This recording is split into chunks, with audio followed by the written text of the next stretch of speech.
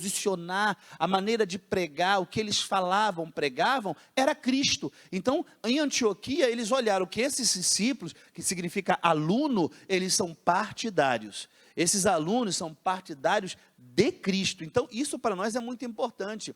Nós somos discípulos do Senhor Jesus Cristo e somos instruídos pelo nosso mestre, reverendo José Santana. Então, nós temos que entender que um discípulo é um partidário, um discípulo é um aluno. Nós não podemos ter essa visão do discipulado, porque senão você começa a querer dirigir sua vida espiritual achando o que é melhor para você. O que é melhor para você não é você que determina. O que é melhor para você é o que está escrito nas Escrituras, é o que está na palavra de Jesus.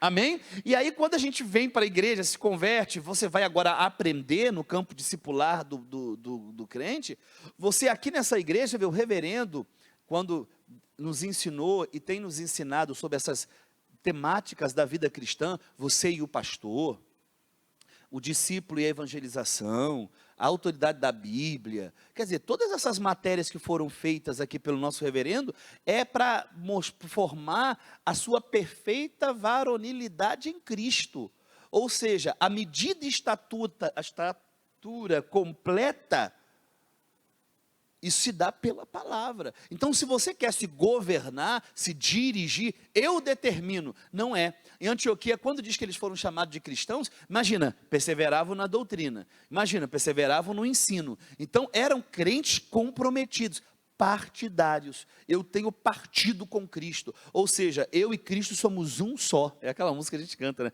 Eu e Jesus somos um só. Quer dizer, somos um só. Não há separação.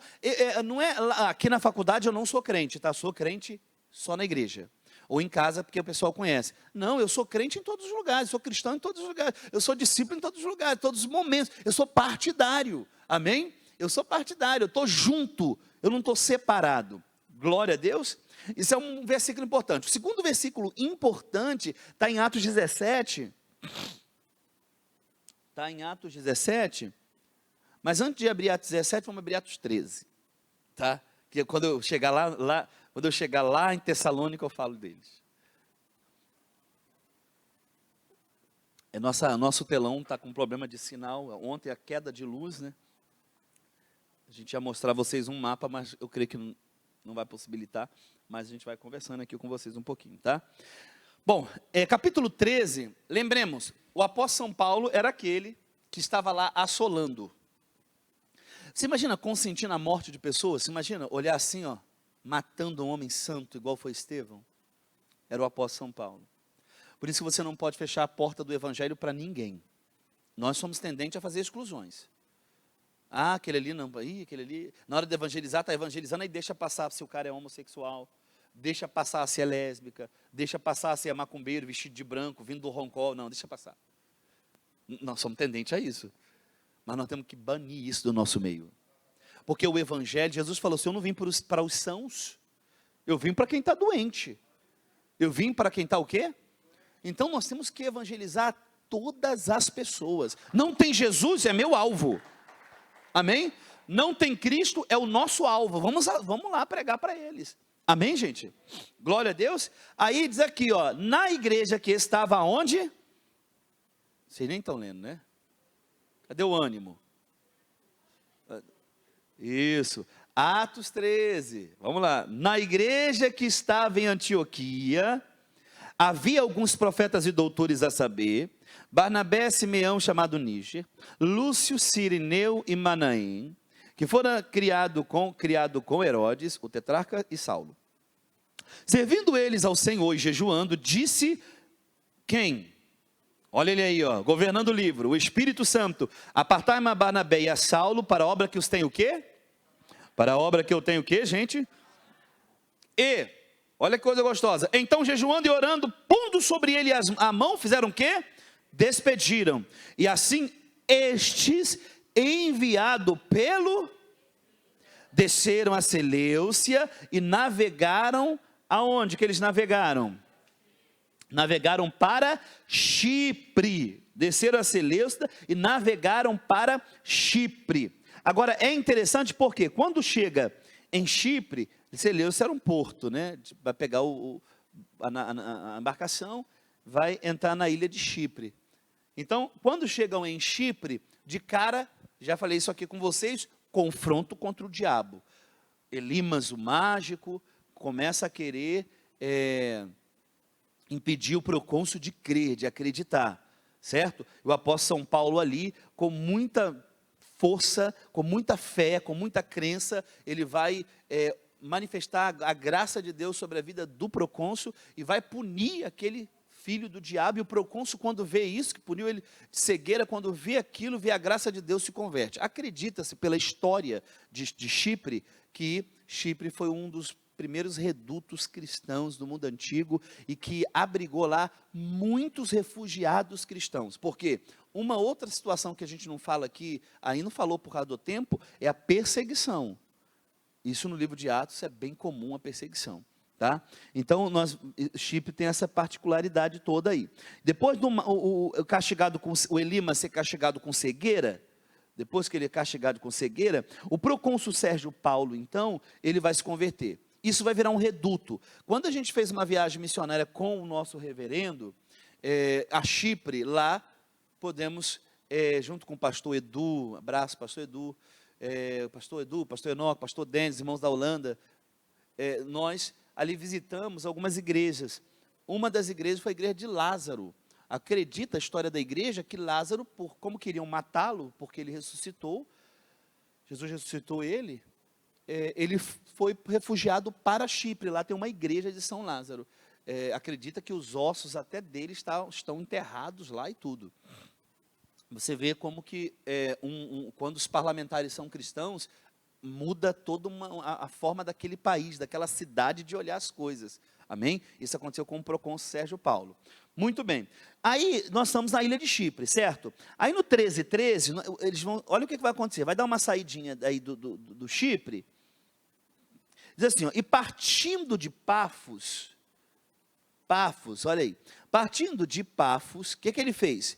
Paulo e os seus e os que estavam com ele chegaram a Perge da Panfilha, mas João Marco, apartando-se deles, voltou para Jerusalém. Ou seja, você está entrando numa região, Perge, Atália, a região mais acima da Listra, Icônio, Derbe. Nós estamos pegando uma região gentia, região da Ásia, região gentia. O tipo de crença era diferente, o tipo de vida era diferente, eram pessoas que criam de maneira completamente errônea.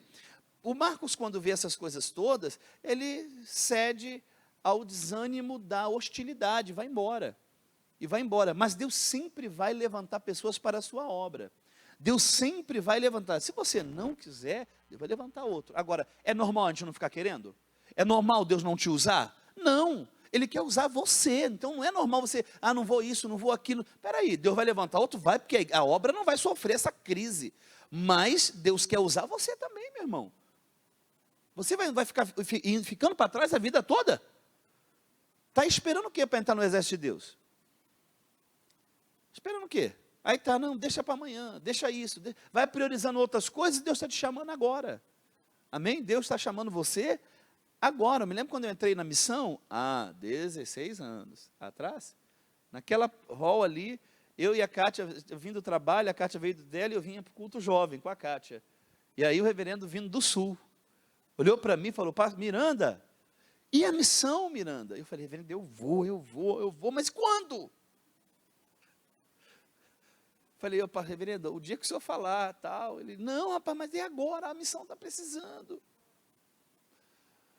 Aí eu me lembro, a gente lá no trabalho, pedindo as contas, eram 10 anos naquela empresa, aí pedindo conta na empresa, e se lançando, porque foi a melhor coisa que eu fiz na minha vida, foi ter dado foi um ano de inicial, depois dei mais um ano, depois dei, aí do 2 anos dei mais um ano, ficou 3, aí acho que dei mais um ano, ficou 4, eu sei que depois Deus me chamou e falou, não, você não vai voltar mais não. Queria voltar algumas vezes, queria com a mente que eu adquiri, de grandeza de Deus, falei, vou arrebentar lá fora. Mas o Espírito Santo falou assim, não, você tem que arrebentar aqui dentro, rapaz, sai disso. E aí, estamos aí com o nosso reverendo até Jesus voltar. E a minha maior realização agora, antes eu era cozinheiro, lembram? Gente, graças a Deus, nem cozinhar mais eu sei. Nem cozinhar mais eu sei. Minha realização agora é pregar, ajudar meu reverendo, ajudar ele no som, no vídeo. Sabe, meu prazer é servir o meu reverendo. Isso acontece quando você não desiste. Então os desistentes vão ficando para trás. Eu gostei de uma irmã que fez assim, ó, lá atrás. É Maria? Ah, é. Tem outrazinha lá. É isso aí, não vamos desistir não, vamos continuar. Junto com o nosso reverendo. Amém, gente? Junto com o nosso o quê? Reverendo. Aí imagina, perde. Agora o 13:16, olha aí. 16, e levantando-se Paulo, pedindo silêncio, disse: varões israelitas. Acharam? Acharam ou não? Varões israelitas, e os que temei a Deus, ouvi, o Deus de Israel. E aqui é gostoso por quê? Porque Paulo vai pregar os líderes judeus que vão se opor ao evangelho, e vai vir a perseguição. Porque toda obra, numa igreja, numa obra missionária, vai ter perseguição. Essa primeira viagem é Chipre, chega na Panfilha, Perge, Antioquia da Pisídia, que é uma outra Antioquia. Havia 16 cidades com o nome Antioquia. Eu trouxe aqui que ia mostrar ali, mas não mostrou. Eu posso ler para vocês sobre Antioquia? Diz aqui, ó, cidade da Síria, localizada ao sul do rio Orontes, principal entre 16 cidades com o mesmo nome por volta do ano 300 a.C. Cidade onde Paulo e Barnabé trabalhavam. Os seguidores de Jesus pela primeira vez, nós já lemos, foram chamados de cristão. Paulo chamou ali Barnabé. Paulo chamou Barnabé para a viagem, lá quando a gente vai chegar ainda, né, no Atos 15. Barnabé e Paulo discordaram sobre João Marcos de levar, porque o Paulo não queria levar alguém que desiste mais. Eu não posso colocar alguém que vai... Poxa, imagina, você fazer a missão com alguém que não está feliz com a missão é muito ruim. Você tem que fazer a missão com alguém que está com o coração completo, inteiro na obra. Eu me lembro que quando Deus... através do reverendo, eu falo muito isso do reverendo, porque se eu não fosse o reverendo, eu não seria ninguém, eu não seria nada. Acho que tudo que Deus me abençoou foi a partir da visão deste homem, é Cristo através dele. Então, eu me lembro quando ele me enviou lá para o interior, eu e a Kátia, nós estávamos tão felizes, cara, tão felizes, e olha, a nossa missão lá era mó barato, porque estávamos numa casa, só que nós não tínhamos móveis na casa. A casa não tinha móveis. Eram esses colchões que a gente compra na Americana, fininho. Tinha uns 4, a gente botava assim 2 e 2 e dormia eu e ela. E compramos um fogãozinho de 2 bocas com 2 panelinhas.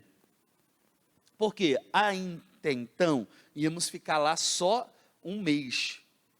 Mas quem sabe dos destinos da obra é o Espírito Santo, né? E aí, quero dizer, conclusão, eu peguei... Aí vamos, felizes, aí ganhamos uma alma, tínhamos alugado uma casa, ganhamos uma alma e fomos dar aula bíblica para a moça. E aí fomos levar ela lá na casa. Quando levamos na casa, a moça olhou e falou assim, vocês não têm móveis não? Eu falei, não, ainda não, é porque a gente aqui está com muita fome da palavra. Aí eu falava, né, a gente quer ganhar a alma, a gente não está nem preocupado com isso agora. E era mesmo, a nossa satisfação era ganhar vidas, ganhar alma. Não tinha esse negócio, a reclamação de não tem isso, não tem aquilo, tem que dormir aquilo, tem que ter ar-condicionado. Lá era maior barato, pastor Alex, porque o teto, lá não era lá, já era uma telha. Quando a noite ventava muito, a gente acordava com um lençol cheio de folha. Pastor Evandro teve lá. Ventava, aí você acordava todo sujo de folha, de vento que entrava pelas folhas. Mas a gente feliz, contente, alegre, porque estava fazendo a obra, pô. Então, aí ganhamos essa moça para Jesus, a moça chegou e falou assim, não, que isso, onde vai sentar? Não tinha lugar para sentar, era no chão. A gente ainda fazia um negócio chique, pegava o nosso colchão de dormir, botava na sala, forrava o lençol para sentar. Aí a moça, a gente olhou assim e falou, vamos ali comigo? Aí eu peguei a Cátia e falei, vamos, pensei que ia levar alguém para eu pregar. Gente, ela levou a gente numa casa de móvel, mobiliou toda a casa. Tínhamos ganhado aquela moça, não tinha o quê? Um mês para Jesus, vou dar aula para ela, é o Espírito Santo. Mas a nossa satisfação não estava nisso, a satisfação, é o que eu estou falando assim, não pode ter alguém, você vai para qualquer missão da vida, vai pregar para qualquer, imagina, vai pregar alguém, vai numa repartição de trabalho que já tem crente, às vezes tem crente que não está com o coração. A missão para dar certo, você tem que estar com o coração aberto. Então como é que eu vou levar João Marcos comigo se o camarada amedronta no primeiro grito que o diabo dá? No primeiro choque de civilização, o homem quer voltar para trás. Então não tem como caminhar com uma pessoa que pesa como uma âncora. Não dá, a missão não vai, meu irmão, é horrível. Mas eu trago essa situação da casa, porque lá em Efigênia, porque assim, a nossa satisfação era tão, e eu tinha uma fome de ganhar alma lá, tanta, que Deus me mandou para lá. Às vezes o reverendo me chamava para vir, e eu ficava, reverendo, quando é que eu posso voltar para a cidade lá de Efigênia, tal? Se orienta a voltar quando? Quando que você acha que tem que voltar? Olha, eu posso voltar agora, se o senhor quiser. Porque era fome de querer ganhar alma, de querer, sabe, levar pessoas, e Deus fez isso, né? E Deus fez isso, tá? Então, fala para o irmão que está ao seu lado, o coração inteiro numa obra. Vai evangelizar com o coração para trás, pô? Vai evangelizar com o coração já... Quem já viu pessoas que vão evangelizar já desanimado? Não tem às vezes um pessoal que até atrapalha na obra, não é? Não, tem que ter um coração aberto. Essa primeira missão aqui, você mostra Paulo com a fome violenta, não é? De evangelizar, mas aí encontra um Marcos que só Deus. Aí olha o capítulo 14. Olha o capítulo 14. Aconteceu o quê? Olha só, nós ainda estamos na primeira viagem, tá? Aconteceu que em Icônio entraram junto na sinagoga 2 judeus e falaram de tal modo que creu uma grande multidão, não só de judeu, mas também de quê, gente? Aí o que acontece? Ele vem de uma perseguição, lá de Atos 13, 16, vão pregar, só que depois, quando ele entra na sinagoga, agora, e o evangelho aqui é pregado, Icônio, Listra, Derbe, aí quer dizer, sucesso na pregação, mas perseguição no encalço. Agora, a perseguição nunca será um fator para parar a igreja. Pelo contrário, a igreja vai sempre progredir. Nós vivemos perseguições na igreja hoje. Perseguições políticas, partidos que querem criar leis contra a igreja, partidos que querem criar leis contra os pilares inegociáveis da fé cristã. Nós vemos perseguição de todo lado, perseguição que mata, perseguição que persegue o crente de maneira física, como eu já falei aqui da janela 10/40, que são 62 países hoje no mundo que matam cristãos, mas também perseguições políticas, perseguições filosóficas, no ramo da educação, da educação. Você imagina? Então, é importante que todos nós aqui tenhamos um coração muito aberto para Deus. Vamos continuar lendo. Mas os judeus incrédulos incitaram e irritaram contra os irmãos o ânimo do gentio. Detiveram-se, pois, muito tempo, falando ousadamente acerca do Senhor, o qual dava testemunho à palavra da sua graça, permitindo que por suas mãos fizesse sinais e prodígios. Dividiu-se a multidão na cidade. Uns eram com judeus, outros pelos apóstolos. Deus sempre vai levantar alguém para ficar do lado do homem de Deus. E havendo um montinho, olha aí, tanto dos judeus quanto gentios, dos principais, para os insultar e apedrejar. Sabendo eles isso, fugiram para Listra, Derbe, cidade da Licaônia, e para a província e circunvizinhança. Ali desanimavam. Ali pregavam o evangelho. Olha o 8. E estava sentado em Listra certo varão, leso dos pés, coxo, desde o seu nascimento, o qual nunca tinha andado. Este, ouvindo falar Paulo, fixando nele os olhos, vendo que tinha fé para ser curado, disse em voz alta: levanta-te. Olha aí, levanta-te direito sobre os teus pés. E ele saltou e andou. E as multidões, vendo o que Paulo fizera, levantaram a voz, dizendo em língua licaônica: fizeram-se os deuses semelhantes aos homens, e desceram até nós. Já levaram para o outro lado ruim. Mas aí a glória era para Deus. Mas você vê que perseguição, pregação, enfrenta mesmo assim, vai ter os que não vão querer te ouvir, mas sempre Deus vai trazer aqueles que querem, e aí a obra vai continuar. Daqui a pouco já tem alguém para ser curado. Então, irmãozinho querido e amado, olha para o irmãozinho que está ao seu lado, você que está em casa, fique com o coração integral naquela missão que Deus te confiou. Fique com o coração o quê? Fique com o coração o quê? Por quê? Qual o resultado disso, dessa viagem missionária? Olha o Atos 14, 23. Olha o resultado dessa viagem toda. Olha como é que Deus foi bom com Paulo. A gente pode ler do 14, 21 em diante. Diz assim, e tendo anunciado o evangelho naquela cidade, e feito muitos discípulos, voltaram para Listra, Icônio e Antioquia, confirmando o ânimo dos discípulos, exortando a permanecer na fé, pois que por muitas tribulações importa entrar no reino de quem? Você vê o teor da mensagem, não era aquela mensagem balinha com açúcar. Olha o 23. E havendo-lhe por comum consentimento eleito, consentimento, eleito anciões em cada igreja, orando com jejum, os encomendando ao Senhor, a quem haviam crido. Isso aí fecha a primeira viagem missionária. Fecha a primeira viagem missionária com que questão, pastor? Fecha a viagem missionária mostrando que toda perseguição, eu primeiro, não posso ter coração dividido, tenho que estar com corpo, alma, vou para um projeto no lar, vou trabalhar o projeto na minha casa, às vezes a mulher está com muito ânimo, o marido zero, a mulher sai para evangelizar, o marido não vai,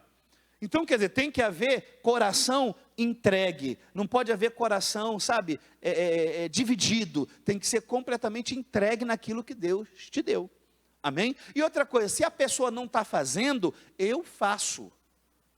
Você não pode, em detrimento de alguém que não faz, você também não fazer. Pelo contrário, você tem que fazer também. Amém, gente? Então olha para o irmão que está ao seu lado e fala assim, olha, na missão não tem lugar para coração dividido. Glória a Deus. Glória a Jesus. Muito bem. Aí a gente passa por vários versículos aqui importantíssimos, que eu amo, que eu gosto demais aqui.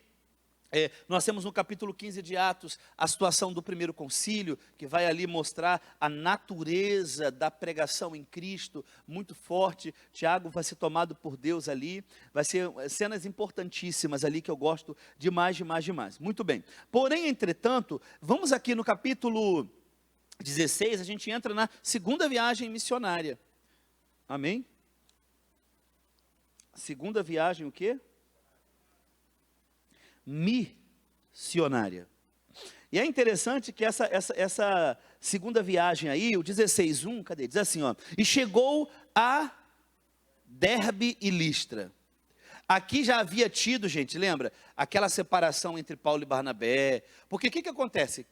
Você não pode achar que você pode fazer a missão fora de uma cobertura espiritual. Você tem que estar coberto. Você não pode tomar decisões, uma aula que a gente já aprendeu aqui muito forte, que é a lealdade e fidelidade, tem um espírito independente. Eu faço do meu modo, eu faço do meu jeito, independente de qualquer coisa. Não, eu faço dentro de uma coordenação. E aí o que acontece? Paulo foi coordenado para a primeira viagem.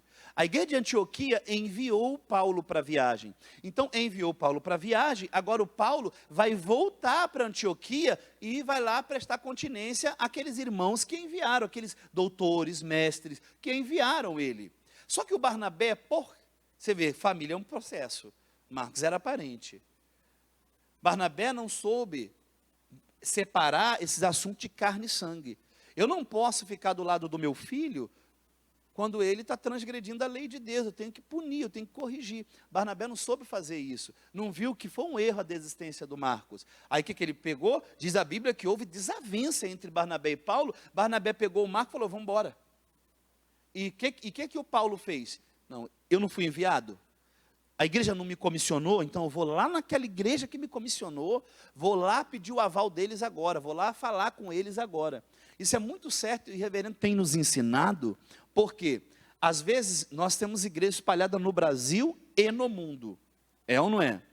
E às vezes tem pessoas que não têm o aval aqui do reverendo, não tem uma carta de recomendação para receber como tinha o apóstolo mandava, e aí aparece lá alguém que não tem comunhão com Cristo, com a igreja, que está se liderando, que quer viver um estilo de vida próprio, e não tem comunhão com a mãe, com a sede nenhum. Aí chega lá na América e diz, pastor Luciano, olha, eu vim aqui, quero casa, pode me hospedar aí, mas peraí, quem te enviou? O reverendo já tem falado isso aqui. O reverendo já tem ensinado isso aqui. E não a qualquer lugar, amém? Qualquer lugar. O reverendo sempre dá o testemunho de quando o casal Sidney e Elias foram, parece, para a Europa. E eles que estão muito ligados aqui, ligaram, conversaram com o reverendo, e o reverendo então, é gostoso, né? O pastor presidente, o líder primaz, ele vai agora acionar o pastor associado, o pastor Denis, recebe-os, porque aqui eles são isso, eles hospedam outras pessoas, eles são muito ligados à igreja. Quer dizer, olha a coisa bonita. Agora, a gente sabe que tem pessoas que querem se dirigir, e só porque se diz ser irmão, a Bíblia diz, nem todo que se diz irmão. Então tem que tomar cuidado com esse negócio, amém? Então nós estamos aí na segunda viagem missionária. Então, essa segunda viagem, olha, bota os olhos aí, o 16:1. Chegou a Derbe, Listra, amém? E eis que ali um certo discípulo, por nome Timóteo, filho de uma judia, que era crente, pai grego. Sempre vai ter um Timóteo para um Marcos que desiste. Sempre vai ter. 2, do qual dava bom testemunho aos irmãos que estavam em Listra e onde? Icônio. Dava o quê, gente? Bom testemunho. Aí olha o versículo 6. E passando pela Frígia e pela província da Galácia, foram impedidos pelo Espírito Santo de anunciar o evangelho, a palavra onde? Na Ásia. Aí o que acontece? O coração do apóstolo é pregar em uma região como essa, porque quando ele adentra a Ásia, a geografia da Ásia é muito grande, são muitas almas. Você vê, ele saiu daquele o menor, né, do Brasil, Sergipe, é o menor estado, é o Sergipe, não é? Você imagina, Israel é menor que Sergipe. E aí você sai daquele miolo e você vai agora para uma amplitude de um campo gentil, muito maior. Muito maior. E aí Paulo, quando olha isso tudo, coração de um missionário, a gente vê a oportunidade de pregar em tudo. É igual hoje, você entra num táxi, oportunidade. Você vai ao supermercado, oportunidade. Se a gente crê mais nisso, a igreja vai ganhar mais almas. O problema é que a gente não crê. Você foi comprar pão hoje, mas você não falou para a pessoa que te atendeu lá. Você foi no mercado, mas você estava tão preocupado em pagar as compras, que nem falou para a moça, nem leva. Ó, crente tem que ter coisas dentro do bolso. Não pode sair. É envelope. É o prospecto. Porque você entrou ali, uma vez o nosso reverendo foi numa situação que a gente estava em uma missão, pregando direto, aí fomos jantar em algum lugar, e ele evangelizou alguém do restaurante. E aí ele virou para a gente assim e falou, alguém tem prospecto aí? Gente, eu não sei se alguns pastores estavam nesse dia. Não tínhamos. Olha, fomos ensinados de maneira gloriosa, que para estar com um homem de Deus desse, nós temos que estar munido. Então um cristão tem que ter, você imagina, quem vai no mercado fazer compra? Ninguém não? Ninguém vai no mercado comprar nada? Ah, tá. Quem vai na padaria? Quem vai trabalhar? Quem pega ônibus? Trem? Metrô?